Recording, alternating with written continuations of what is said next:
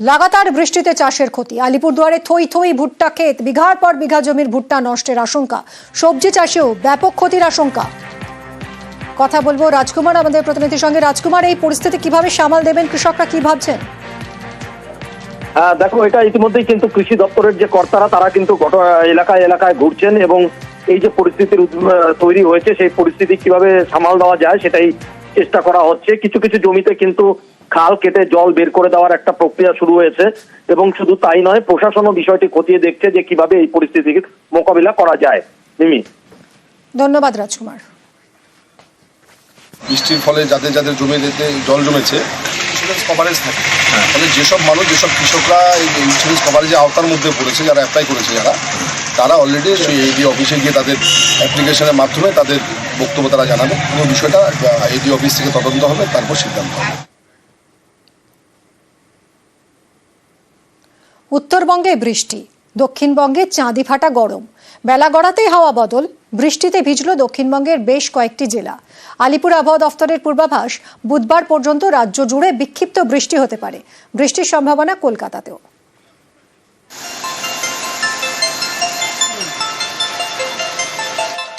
বৃহস্পতিবার সকাল উত্তরবঙ্গের বিভিন্ন জেলায় বৃষ্টি। দক্ষিণবঙ্গে চাঁদি ফাটা গরম। এদিন সকাল থেকে আলিপুরদুয়ার শহরে অঝোরে বৃষ্টি, বেশ কয়েকটি ওয়ার্ডে জল জমে যায়। কোচবিহারেও সকাল সকাল বৃষ্টি, জ্বলে ওঠে স্ট্রিট লাইট, বৃষ্টির সঙ্গে ঝোড়ো হাওয়া। উত্তর দিনাজপুরের ইসলামপুর এবং জলপাইগুড়ির বিভিন্ন জায়গায় বৃষ্টি হয়। উত্তরবঙ্গ যখন ভিজছে, দক্ষিণবঙ্গ তখন গরমে পুড়ছে। বাঁকুড়ায় গরমের অস্বস্তি, অনেকেই ছাতা মাথায় রাস্তায়। হুগলির সিঙ্গুর, বৃষ্টির অভাবে চাষের জমিতে ফসল মাঠেই শুকিয়ে যাচ্ছে। বেলা গড়াতেই হাওয়া বদল, বৃষ্টিতে ভেজে দক্ষিণবঙ্গের বিভিন্ন জেলা। আলিপুর আবহাওয়া দপ্তরের পূর্বাভাস, সোমবার পর্যন্ত দক্ষিণবঙ্গের বিভিন্ন জেলায় ঝড় বৃষ্টির সম্ভাবনা রয়েছে।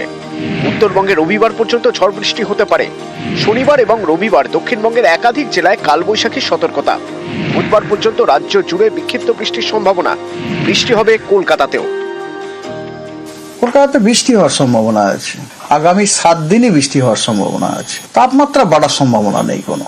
আগামী 5 দিনের প্রতিদিনই কিন্তু কোথাও না কোথাও বিক্ষিপ্তভাবে থান্ডারস্টর্ম হওয়ার সম্ভাবনা আছে এবং তার সাথে ঝোড়ো হাওয়াও থাকার সম্ভাবনা আছে। পশ্চিমবঙ্গের অনেক জেলাতে আপনার থান্ডারস্টর্ম, লাইটনিং এবং কোনো জেলায় কোনো দিনে আপনার হেভি রেইনফলেরও হওয়ার সম্ভাবনা আছে।